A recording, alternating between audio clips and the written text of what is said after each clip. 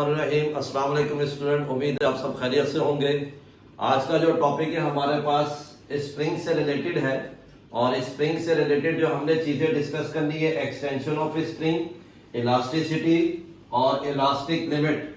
ये स्प्रिंग का जो स्ट्रक्चर है उसके लिहाज से हम इन तीन चीजों को डिस्कस करेंगे और जब मैं डायग्राम को जब एक्सप्लेन करूंगा इसकी एक्सप्लेनेशन में यही सारी की सारी थ्योरी एज इट इज तकरीबन आ जाएगी।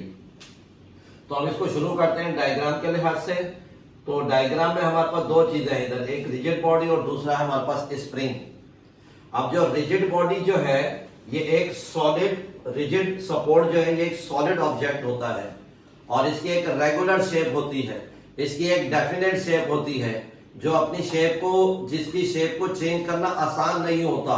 और इस रिजिड बॉडी को हम वॉल में कहीं नेल की मदद से जो है इसको रोक देते हैं और फिर इस रिजिड बॉडी के जरिए से स्प्रिंग को हम क्या करते हैं, हैंग कर देते हैं।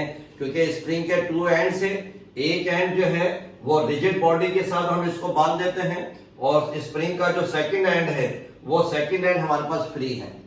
अब ये पूरा का पूरा स्प्रिंग जो है वर्टिकल डाउनवर्ड हैंग कर रहा है और ये पूरा का पूरा स्प्रिंग जो है अपनी ओरिजिनल पोजीशन में है, एक्चुअल पोजीशन में है और इसकी जो है ओरिजिनल पोजीशन में कोई चेंज नहीं आ रही।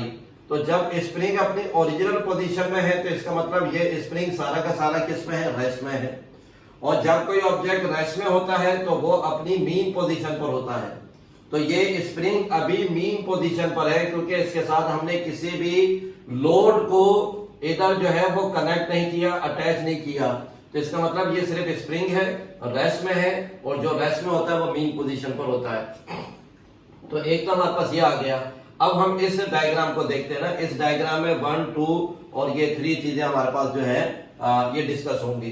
तो सबसे पहले हमारे पास ये रिजिड सपोर्ट है और रिजिड सपोर्ट के साथ हम क्या करेंगे स्टूडेंट, सबसे पहले ये स्प्रिंग को हमने हैंग कर दिया और वही जो मैंने बात बताई थी, स्प्रिंग के two end, one end rigid body के साथ सपोर्ट कर दिया है, फिक्स कर दिया है और स्प्रिंग का जो सेकंड एंड है उसके साथ हमने लोड को जो है वो अटैच कर दिया है, कनेक्ट कर दिया है इसके साथ।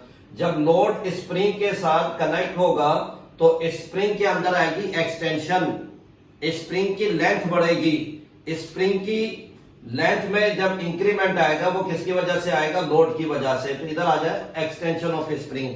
तो जैसे जैसे हम स्प्रिंग पर लोड बढ़ाते चले जाएंगे तो लोड बढ़ने से क्या होगा, स्प्रिंग के अंदर स्प्रिंग की अपनी जो एक्सटेंशन है वो बढ़ती चली जाएगी, वो इंक्रीज होती चली जाएगी। वो कैसे इंक्रीज होती चली जाएगी, अगर लोड बढ़ता चला जाएगा, लोड बढ़ता चला जाएगा स्प्रिंग की एक्सटेंशन बढ़ती चली जाएगी। एक्सटेंशन का मतलब क्या होगा कि स्प्रिंग की जो लेंथ है वो हमारे पास बढ़ती चली जाएगी लोड के इंक्रीज होने से। तो ये हमारे पास है extension of spring. Extension of spring में हम दो चीजें इधर देखेंगे, length of stretch spring equal to original length plus extension. अब हमारे पास जब स्प्रिंग को स्ट्रेच किया जा रहा है, ये स्प्रिंग स्ट्रेच हो रहा है किसकी मदद से, लोड की मदद से। तो जब स्प्रिंग स्ट्रेच होता है तो वो दो चीजों के बराबर होता है। वो दो चीजें कौन सी है, एक तो स्प्रिंग की अपनी ओरिजिनल लेंथ है और फिर उसको ओरिजिनल लेंथ से हम क्या कर रहे हैं, स्ट्रेच कर रहे हैं फोर्स की मदद से। तो ओरिजिनल लेंथ के बाद जो हमने उसके ऊपर फोर्स लगाई है या जो लोड उसके ऊपर लगाया है, उस लोड की वजह से उस स्प्रिंग के अंदर कितनी एक्सटेंशन आई है, उसकी लेंथ में कितनी इंक्रीमेंट आई है, तो वो किसके बराबर होगा, लेंथ ऑफ स्ट्रेच स्प्रिंग। फिर स्टूडेंट हमारे पास है इलास्टिसिटी।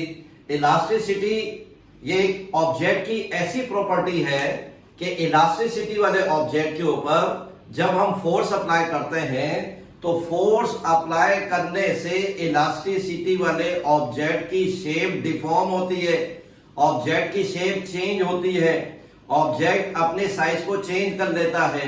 तो अब ये फोर्स के अप्लाई होने के बाद इलास्टिसिटी वाला ऑब्जेक्ट अपनी शेप को चेंज कर देता है। जैसे प्लास्टिक का मीटर रूल है या स्टील का मीटर रूल है, जब हम उसको बैंड कर देंगे एक खास फोर्स के साथ, मिनिमम फोर्स के साथ बैंड होता हुआ नजर आएगा, लेकिन जैसे ही हम अपनी फोर्स को हटाएंगे तो वो स्प्रिंग दोबारा अपनी ओरिजिनल शेप की तरफ आएगा। इसको हम क्या कहेंगे, इलास्टिसिटी। ये लिखा हुआ है shape and size when deform forces are remove is called elasticity. तो जब फोर्स को हटाएंगे, फोर्स को हटाने के बाद ऑब्जेक्ट वापस अपनी ओरिजिनल शेप, ओरिजिनल साइज की तरफ आएगा, तो इस प्रोसेस को हम क्या कहेंगे, ये ऑब्जेक्ट की इलास्टिसिटी कहलाएगी।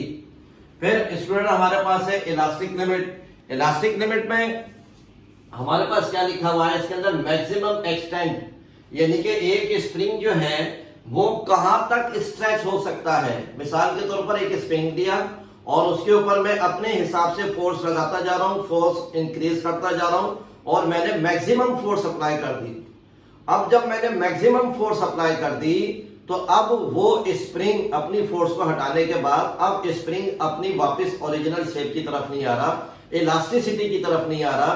क्यों? क्योंकि स्प्रिंग की जो प्लास्टिक रीजन वाला एरिया है उसको हमने क्रॉस कर दिया, या अपने स्प्रिंग की जो एक लिमिट है उस लिमिट से भी हमने फोर्स को ज्यादा अप्लाई कर दिया, जिसकी वजह से स्प्रिंग वापस अपनी ओरिजिनल शेप की तरफ नहीं आ रहा, तो उसका साइज एंड शेप क्या हो जाएगा, चेंज हो जाएगा। तो हमने क्या करना है, स्प्रिंग के ऊपर इतनी फोर्स लगानी है कि फोर्स को हटाने के बाद ऑब्जेक्ट वापस अपनी ओरिजिनल शेप की तरफ आ जाए। या इसको और आसान कर लें कि जब स्प्रिंग पर फोर्स लग रही हो, स्प्रिंग पर फोर्स लगने के बाद आप स्प्रिंग को एक खास लिमिट तक आप इसको स्ट्रेच कर सकते हैं। अब आपको पता है मैंने यहां तक स्प्रिंग को स्ट्रेच कर लिया, इससे ज्यादा करूंगा तो रिटर्न नहीं होगा।